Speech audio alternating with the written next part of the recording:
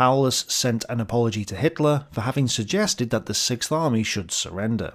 He said that the Sixth Army would carry out its orders, which meant die in place. And so, the advance continued on the 23rd of January 1943, compelling the German remnants to fall back even further. The 14th Panzer Division retreated to the airfield at Gumrak, with elements from the 44th Infantry Division. There were only a few panzers left in this so-called Panzer Division, which only had around 80 combat troops left at this point, who had only rifles, hand grenades and machine guns to defend the place with, since they had no artillery or anti-tank guns. Not that it mattered, since the Luftwaffe failed to show up at all today, delivering no supplies. The fact was that, no matter how well his troops defended themselves, the lack of ammunition and food condemned Paulus's army to certain death.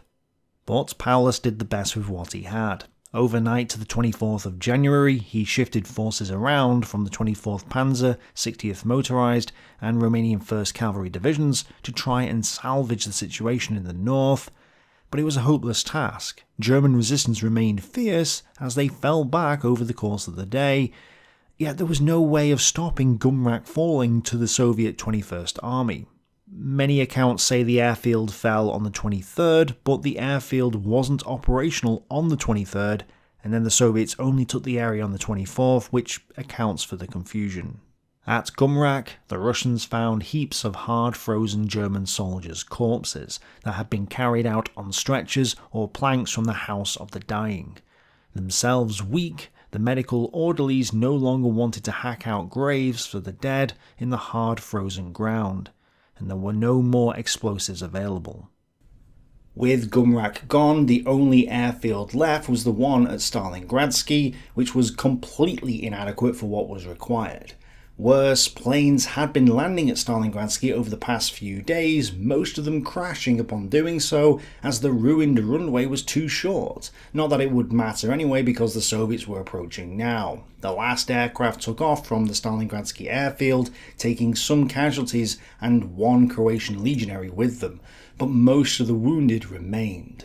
The Germans had left the wounded behind at the airfield's medical collection point, which was then overrun by the Soviets just hours after Gumrak fell. Hapt says that none of them were even heard of again, and implies that they were all murdered by the Soviets. That's not necessarily the case though. Most of the soldiers captured from this point onwards were on the brink of starvation anyway, and as we'll see, most of the healthy men didn't survive. But this was it.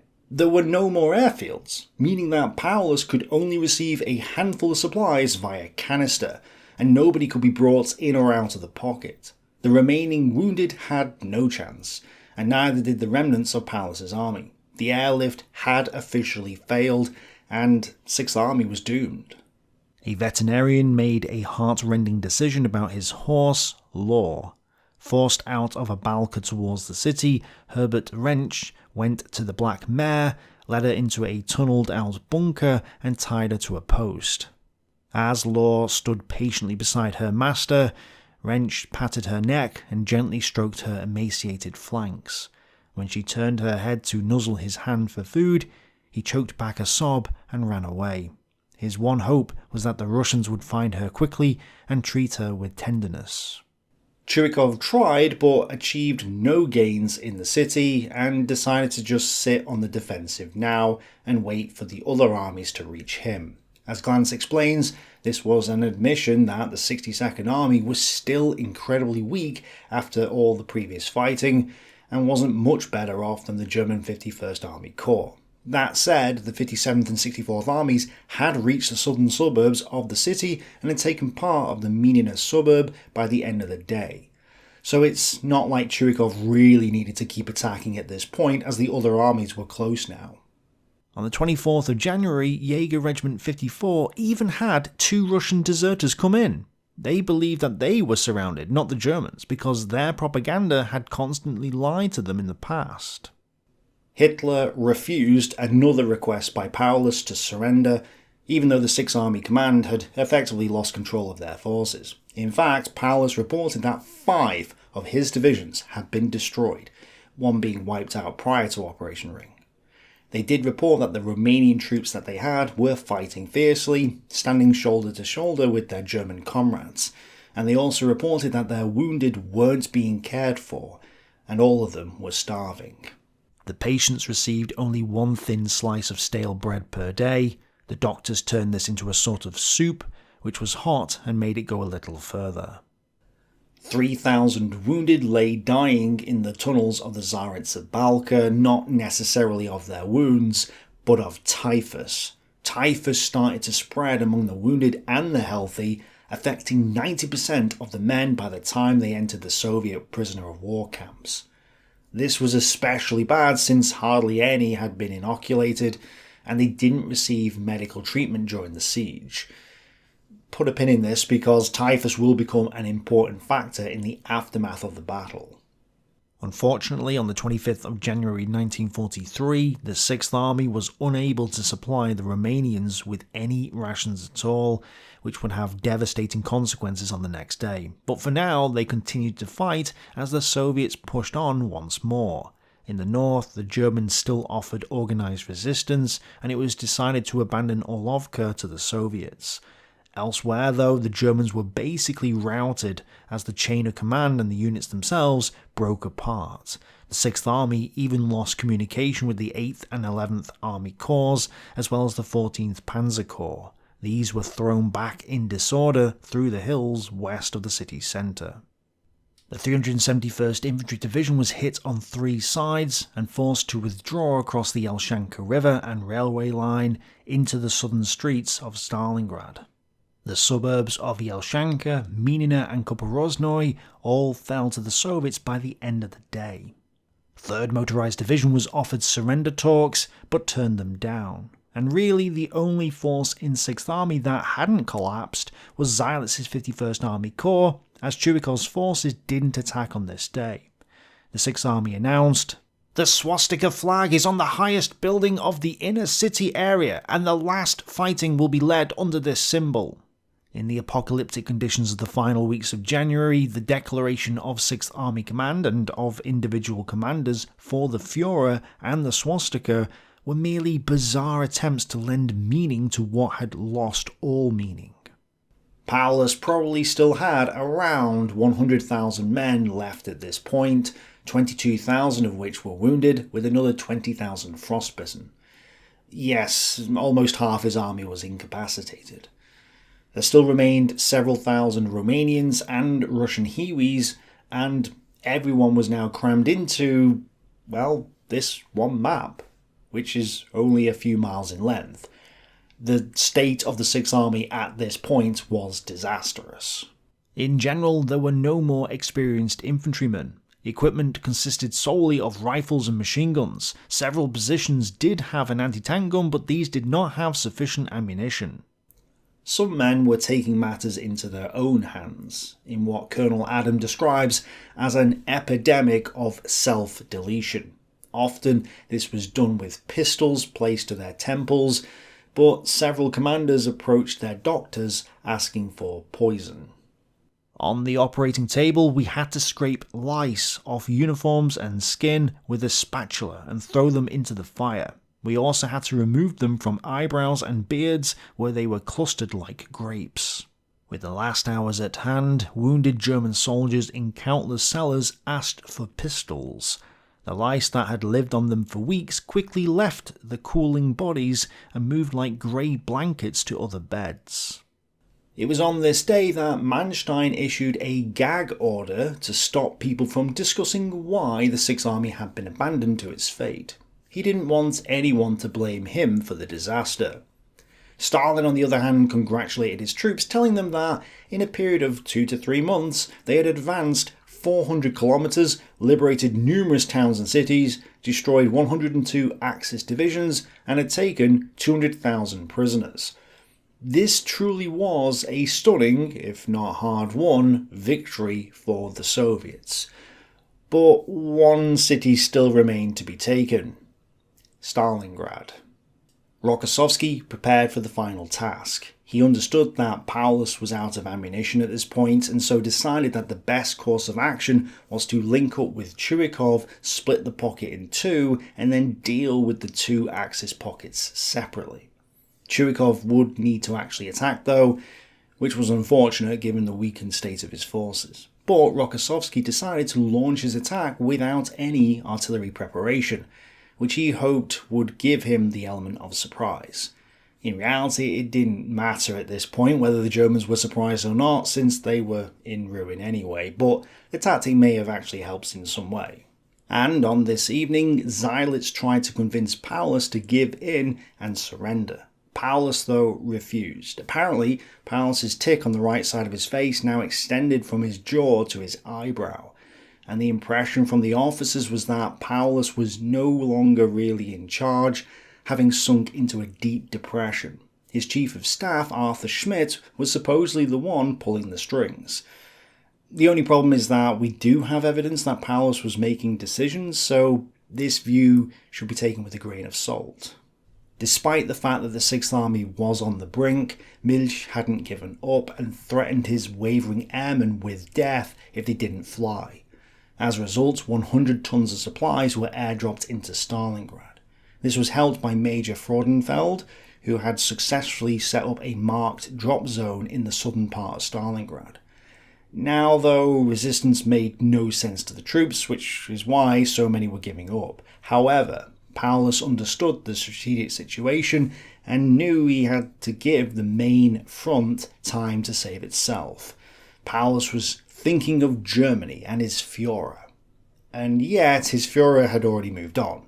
It was on this day that Hitler gave the order to make a second new Sixth Army with 20 fresh divisions, reconstituted from the old ones, even though still fighting. Depending on your interpretation, this either confirms that he was heartless and had given up on the army Paulus was commanding, or he was being pragmatic, since there was nothing he could do to save them now. Let me know what you think.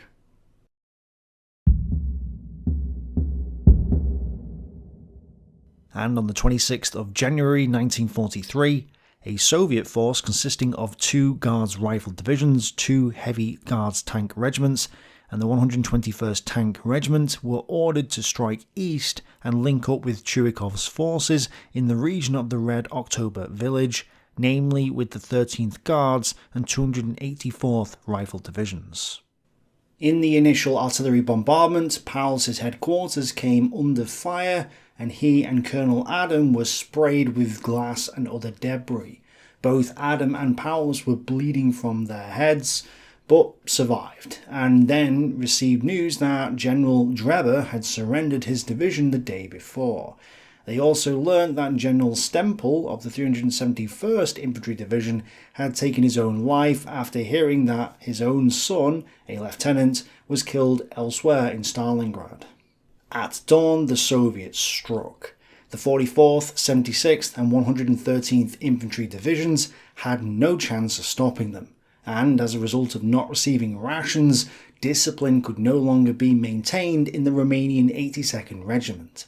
Thus, it routed, and the Germans once again blamed the Romanian cowardice for this disaster. Realistically though, at this point, there's no way that a German force, fed or not, could have stood up against 2 Guards divisions and 21 KV tanks, so blaming the Romanians here seems unfair. In fact, the 16th Panzer Division reported that 100th Jaeger Division had also collapsed, with the men so exhausted that they even abandoned their machine guns. At around 10:00 hours, the link-up with the 13th Guards Rifle Division occurred, with 51st Guards Division's 216th Regiment reaching the forward positions of the 13th Guards Division's 42nd Regiment. It had been 138 days since the 62nd Army had been trapped inside Stalingrad, and so celebrations followed. But they didn't last long, as there was still work to be done.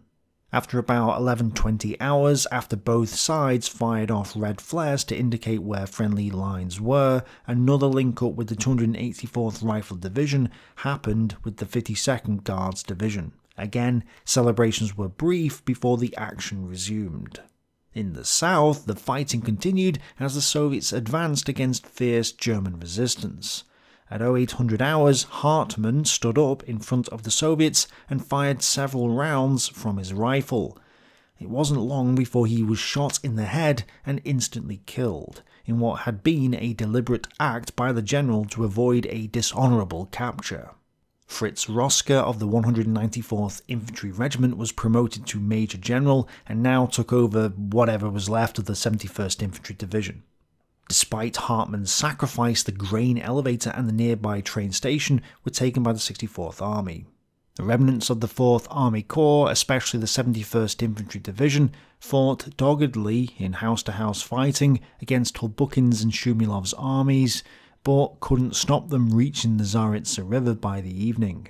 The 371st Infantry Division managed to hold on to some of the buildings in the south and on both sides of the railroad bridge. However, the 57th Army had managed to cut off the 297th Infantry Division, and that evening Drebber and the remaining 1,880 men of his division surrendered to the 38th Rifle Division. Further north, the Soviets took Orlovka and reached the tractor factory village, isolating parts of the 24th Panzer Division in the process, along with parts of the subordinated 94th Infantry Division. Apparently, according to the Germans, the Soviets advanced timidly and hesitantly, which might be because many of the Soviet divisions were fighting at regiment strength at this point, so they didn't have the manpower to waste. The retreat also gave some opportunities to ambush the enemy, and Hull reports that they killed some advanced parties, taking their weapons and some food that they had on them, helping the Germans fight on. Even still, by the evening, 6th Army was split in two, with each pocket containing approximately 50,000 men each, half of whom were wounded. In the northern pocket, the majority of the 51st Army Corps and the 11th Army Corps were isolated. And with only one radio capable of communicating with the outside world, a set from the 24th Panzer Division, Corps Commander Karl Strecker took command of the northern pocket and wanted to continue the fight. He even reported that the Soviets had tried to start surrender negotiations, and he had sent them away. In the southern pocket, portions of 51st Army Corps and elements from other units that had fled this way, including Paulus's headquarters, which had just moved to a department store in the centre, were cut off from the forces to the north. Paulus was guarded by elements of Rosker's 71st Infantry Division, with the remnants of the 4th Army Corps nearby, and the 371st and 295th Infantry Divisions there as well. As we crawled into the department store, there was not a cellar left in the part of the city still occupied by us that was not completely full. The divisional surgeon of the 71st Infantry Division told Paulus that only a fraction of the wounded and sick were getting medical treatment. In most hospitals it was pitch dark. At best, the doctors and medical orderlies working in the various corners had a few candles or trench lights.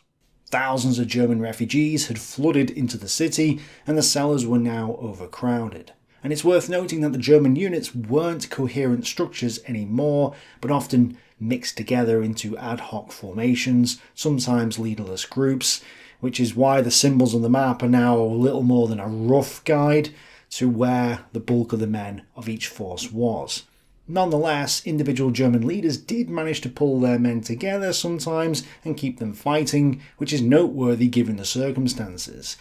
There were hardly any guns left, so Paulus now asked the Luftwaffe to just drop food supplies, showing that the priority was now in keeping as many men alive as possible. A theory now made the rounds that it wasn't Paulus who was running the show, but his chief of staff, Arthur Schmidt. Supposedly, Schmidt wanted to continue the fight, whereas nobody else did, so several of the generals decided to meet to discuss the situation. This meeting definitely occurs on the 26th, but there's a problem with it. The generals in question were Seydlitz, Schlomer, Laser, Pfeffer, and De Boy. According to Beaver and Colonel Adam, most of these had given up hope and had apparently lost control of their divisions at this point. They therefore debated asking Paulus if they could surrender. However, this is where William Craig explains that Seydlitz was actually against this, calling it treason. He then grabbed his hat and went to leave, at which point Paulus, who had already heard about this meeting from Schmidt, walked into the meeting. All the sources agree that Paulus refused to allow them to surrender and ordered them to go back to their units, which they did after a protest about Schmidt's insistence that they continued to fight. The problem is that some sources say that Seydlitz had already ordered his divisions, regiments and battalions to fire off their remaining ammunition and surrender at their own discretion on the 25th, the day before. Well, it makes no sense to be pro-surrender the day before, then to call it treason the next day in the company of a bunch of generals who were pro-surrender as well. Also, it's not clear if these orders ever reached the troops or not, because resistance remained firm in the area, for now at least. Paulus also relieved Seydlitz of command of his troops on the 26th for ordering his men to surrender. So, with all that in mind, and just thinking logically about this, it would make a lot more sense for things to have happened in this order instead. Seydlitz calls a meeting with the generals on the 26th, Schmidt gets wind of it and tells Paulus, and as Seydlitz is ordering his men to fire off all their ammunition and surrender at their own discretion, Paulus walks into the room, and it's possible that the generals confront Paulus about Schmidt and the possibility of surrender. Either way, Paulus relieves Seydlitz of command, placing Seydlitz's divisions under Heitz's 8th Army Corps, and the other generals then agree to keep fighting. Paulus is then reported travelling around the pocket trying to convince his men to continue to resist, suggesting that he sensed the collapse of his army based on the actions of his generals. Clearly though, he didn't want to surrender, which then goes against the idea that he was just a puppet for Schmidt.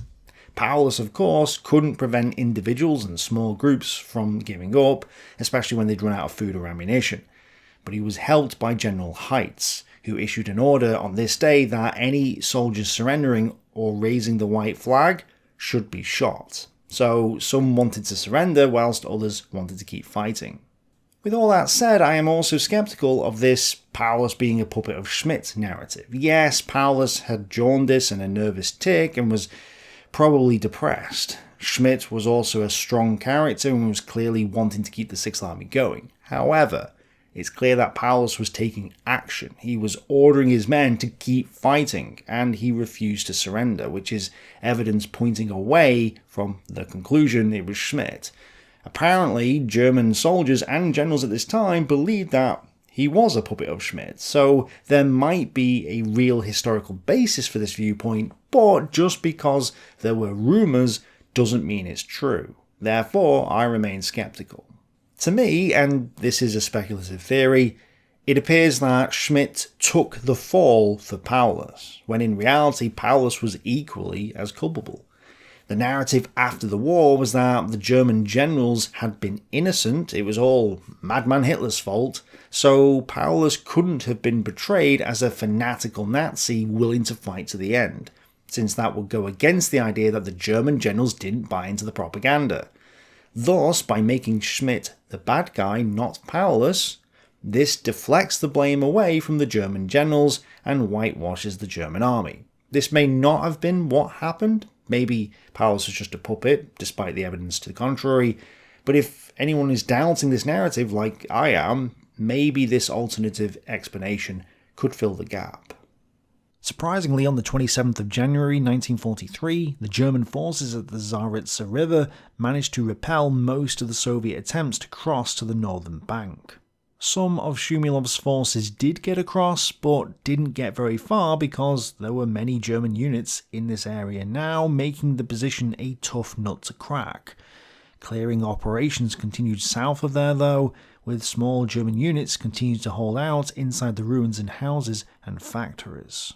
Chistiakov's 21st Army advanced slowly over the hills on the Volga's western bank, as Batov's 65th Army struggled against the German positions at the Vishnovaya Balka, which formed a perfect anti-tank ditch west of the Barricadi and Red October villages. Apparently there were even some dug-in T-34s which the Germans were using to repel the Soviets, explaining why they didn't get very far in the north. On their southern flank though, Baranov's 233rd Rifle Division pushed into the Red October village and soon found itself struggling against heavy German resistance. Zadov's 65th Army also made limited progress, and while Churikov's forces managed to take School Number 20, the fighting for the bathhouse didn't go their way at all.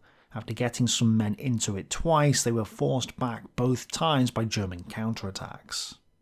Galanin's 24th Army was ordered to withdraw from the fighting, along with the 49th Rifle Division.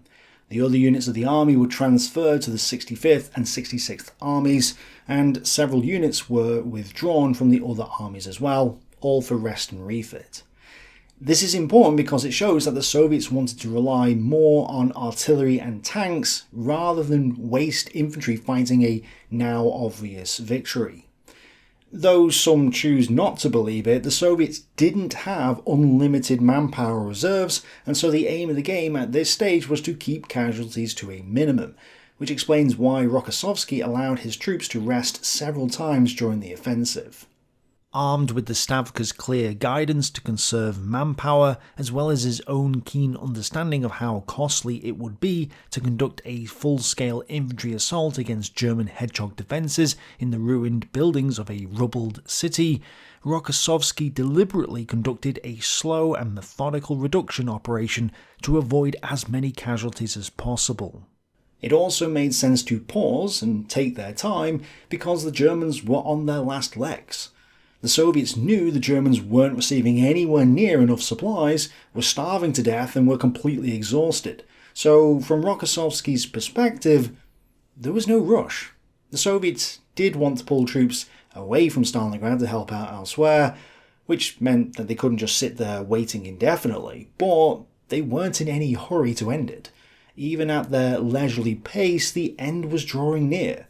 So the question is, how long could the Germans hold out for?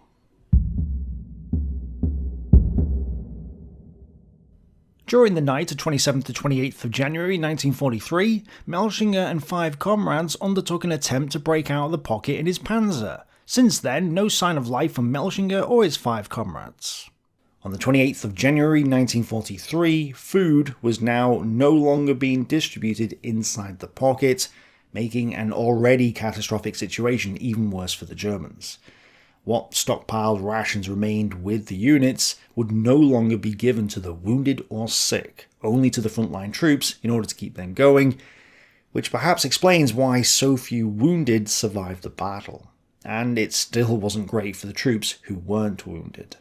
Our rations consisted of 1.5 loaves of bread for 23 people, 1.5 boxes of Coca-Cola, and warm broth with a few pieces of horse meat. Then an officer came into Hull's bunker.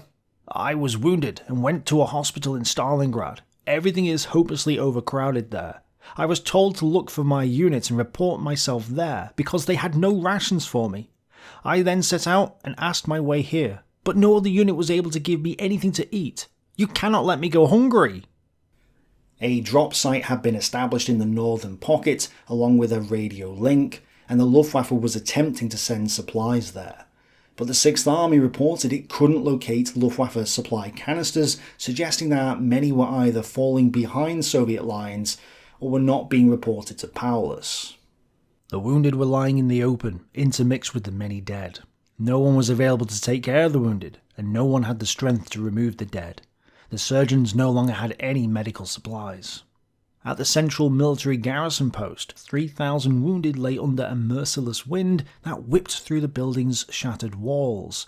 Without enough medicine to care for everyone, doctors placed gravely ill soldiers at the edge of the crowd so that they would die first from the cold. Now, the general situation on the ground gets complicated here. Several sources state that the southern pocket was split in two at this point, or possibly the 27th, and that a third pocket was formed. But none of them state where this third pocket was. The only facts we have is that the 3rd Motorised Division was split in two, and that the central pocket contained the 8th and 51st Army Corps, even though the 8th Army Corps seems to have originally been in the northern pocket, not the south. Glantz also doesn't mention this third pocket at all, and says something else which makes zero sense. I'll talk about that in a second. Therefore, after spending many hours trying to figure this out and getting nowhere, I'm forced to guess where this central pocket was. So this part of the story and the map regarding the third pocket might not be right. Shumalov's 64th Army remained pinned down at the Tsaritsa, but the 21st Army pushed over the northern part of the Dolgi Ravine and reached the southern part of it, as the 57th Army crossed the Tsaritsa River and advanced into the city. Based on this, and the fact that 3rd Motorised Division got split in two, it would make sense for a pocket to form in the regions southwest of Mamiev Kurgan. However, Glantz says that the 15th Guards Rifle Division seized a hospital north of the Tsaritsa and surrounded the headquarters of the 44th Infantry Division in the process. Well, as far as I can tell, 44th Infantry Division wasn't in this area. Perhaps the headquarters was in the south, but the bulk of the division was in the north. Or perhaps Glantz meant the 51st Guards Division had overrun the 44th Infantry Division, which was much further north, but if this was the case, then the third pocket would have been formed from the northern forces, not the southern forces. And honestly, this would make more sense if the third pocket was formed in the north, since the 8th and 51st Army Corps were supposedly in this pocket too. And they were in the north as far as I can tell. So again, I have no idea where this third pocket is. But this third pocket idea aside, what is certain is that Reinhard of the 103rd Panzer Battalion attempted a breakout with his own panzer, probably the last in the battalion. Jason DeMark says he didn't get very far and was captured. The rest of the battalion seems to have disintegrated, with remnants hiding in cellars, surrendering on this day or the next, and only 12 men from this unit are confirmed to have returned home to Germany after the war. In the north, the 66th Army crossed the Mokraya Mechetka River and reached the tractor factory village. Elements of 65th Army also crossed the Vizhnovaya Balka and moved into the Barricade village, as Chuikov's forces pushed forward slightly, taking losses in the process. School number 20 was retaken by Gast's 305th Pioneer Battalion, itself made up of 3 other Pioneer battalions as well as some artillery and musicians. By the end of the day, 100th Jaeger Division was in a slither of territory from Hill 107.5 northwards while barely holding on to parts of the Red October workers' settlement. At the Barricade factory, a storm group from Gorishny's division took Hall 6E, and fierce counterattacks went in to retake it, resulting in the storm group getting wiped out and the hall falling back to the Germans.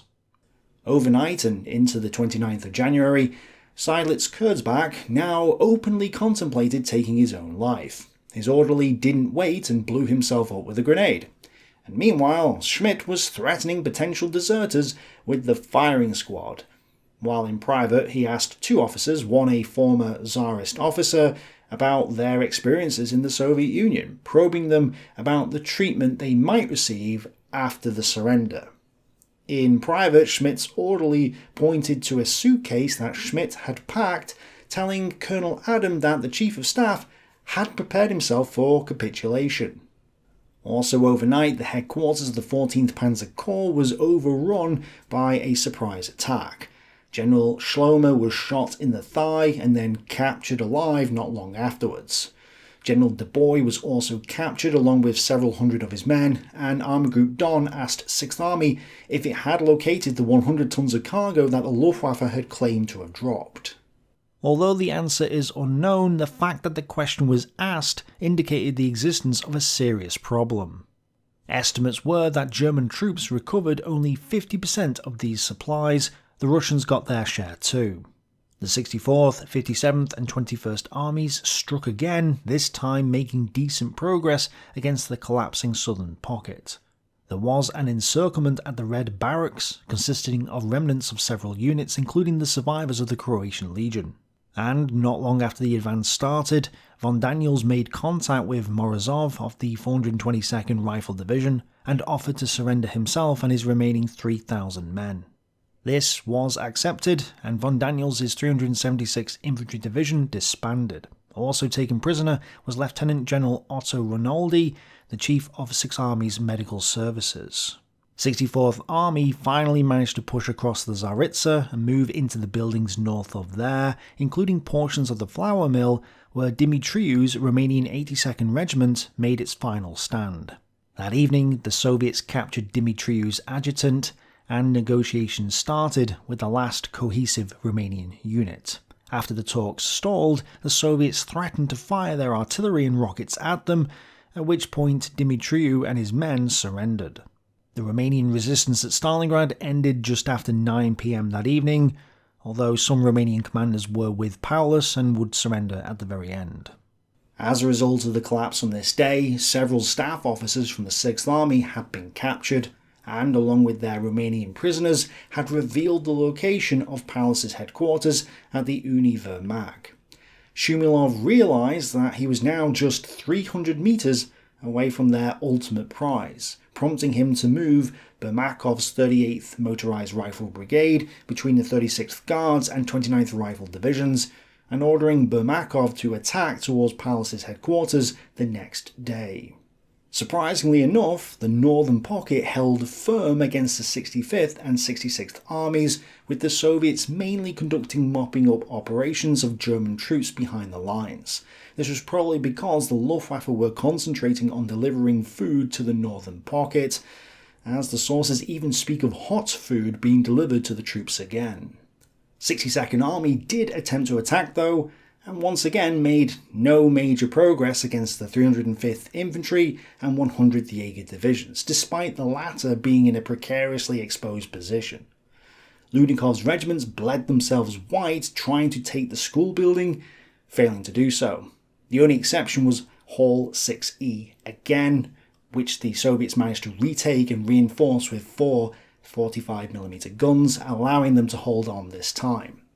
Hull's area remained largely quiet, although Hull notes that attacks went in either side of him. The men were hungry, again surviving on pitiful rations, but they weren't thinking of surrender just yet. A single tank would have been enough to break our desperate resistance. Instead, our opponent had time and again sent men against us, but a few soldiers still fighting meant nothing at this stage of the battle. A once proud and victorious army continued to hold out, although everyone sensed that the end had arrived. Captain Nikolai Dyatlenko, commander of the Don Front's 7th Department, responsible for propaganda and interrogations, decided to talk with the newly captured General von Daniels. Daniels was reluctant to talk at first, but Dyatlenko had an ace up his sleeve. A German transport plane had crash-landed earlier in the month, and von Daniels' letters had been in the plane. Dyatlenko handed them to von Daniels, saying they were his property and that he should put them in his family archive once he returned after the war. This made von Daniels open up, sharing food and cigarettes with Dyatlenko, and they talked into the night. Many other prisoners didn't need such treatment and were happy to talk about how Hitler, Goebbels and Goering had betrayed them. The Soviets even concluded that Paulus was under the thumb of Schmidt, his chief of staff, based on the reports of the German interrogations. Dyatlenko had no doubt that Schmidt was the eyes and hand of the Nazi party in the 6th Army, because captured officers reported that Schmidt was commanding the army and even Paulus himself. A food canister landed on the last remnants of the now tankless 160th Panzer Battalion, allowing the few remaining men to share bread, sausages and cigarettes. But this was the exception, not the rule, and the men of the battalion prepared themselves to be captured. By this point, it was obvious that the German will to resist in the southern pocket had crumbled. Between the 27th and 29th, Shumilov's 64th Army alone took 15,000 soldiers and officers prisoner. Surrender took on an organised nature. Together with their officers, German soldiers were taken prisoner in large groups, during which their equipment, tanks, artillery and mortars along with ammunition, remained on the battlefield. However, the story in the northern pocket was different. Rokossovsky believed that Zadov, Batov and Churikov weren't strong enough to accomplish the task now set before them, and so reinforcements would need to be sent. The southern pocket would therefore have to be destroyed first before a major attack on the northern one could go in. At the same time, Tolbukin's 57th Army plus other supporting units were ordered to withdraw from the fighting, with the 15th Guards, 38th and 422nd Rifled Divisions, plus the 143rd Rifled Brigade, remaining under Shumlov's command until the fighting ended. But otherwise, Tolbukin's army was now out of the picture as well. Knowing that time was running out, Paulus wrote a letter to Hitler congratulating him for the 10th anniversary of his seizure of power. However, for reasons that aren't clear, Paulus wouldn't actually send the message until the 31st of January. He did report twice that the southern pocket was in the process of disintegration and that many defenceless officers and soldiers were killed in reprisals. Paulus predicted that resistance would collapse on the 30th, but stated that it was possible for Strecker's northern pocket to continue to hold out, noting that the enemy was weaker there. This probably shows that Paulus did have communication with Strecker at this time, something which would become relevant after his surrender. Strecker's 11th Army Corps noted that men were attempting to break out by themselves, giving an example of one truck with 10 men on it who tried to get out. Strecker also said that further attempts weren't possible at the moment because the front wouldn't hold. Individual escapes stood no chance. A few tried, but I have never heard of anyone who made it. It was possible to get through the Soviet lines in certain areas because there were only a few thousand men in each division. It wasn't a continuous front line, there were holes that potentially individuals or small groups could get through. But then they'd have to go hundreds of kilometers across the frozen steppe and then somehow get through the Soviet front line on the other side.